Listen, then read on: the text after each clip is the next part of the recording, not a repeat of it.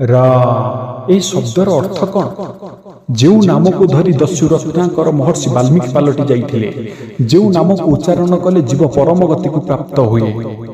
କାହିଁକି ନା ରାକାରର ଅର୍ଥ ହେଉଛି ଆଭାବା ଜ୍ୟୋତି, ମ ଅର୍ଥାତ୍ ଜୀବ।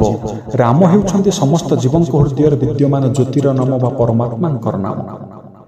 ଯେତେବେଳେ ପିତାମହ ବ୍ରହ୍ମା ଜୀବ ସୃଷ୍ଟି କଲେ, ସେ ପଞ୍ଚ ମହାଭୂତରେ ଶରୀରକୁ ତିଆରି କଲେ, ସୂକ୍ଷ୍ମ ତତ୍ତ୍ୱ ମନ ବୁଦ୍ଧି ଅହଙ୍କାରକୁ ଯୋଡ଼ିଦେଲେ ଏବଂ କର୍ମାନୁସାରେ ଆତ୍ମାକୁ ଫିଟିଂ କଲା ପରେ ବି ଏହି 9 ତତ୍ତ୍ୱ ଦ୍ୱାରା ଶରୀର ଆକ୍ଟିଭେଟ୍ ହେଲା ନାହିଁ। ତେଣୁ ସେ ଭଗବାନଙ୍କୁ ପ୍ରାର୍ଥନା କରିବାରୁ କାରଣ ଦଶାଇ ପରମାତ୍ମା ଜ୍ୟୋତି ରୂପରେ ପ୍ରକଟ ହୋଇ ଆତ୍ମା ଭିତରେ ପ୍ରବେଶ କଲେ। ପରମାତ୍ମାଙ୍କ ଠାରୁ ଆତ୍ମାକୁ ଶକ୍ତି ମିଳିଲା। ଆତ୍ମା ଚେତନା ମାଧ୍ୟମରେ ଶରୀରକୁ ଶକ୍ତି ପ୍ରଦାନ କରିବାରୁ ଶରୀର ଜୀବନ୍ତ ହୋଇ କାର୍ଯ୍ୟ କରିବାକୁ ଲାଗିଲା।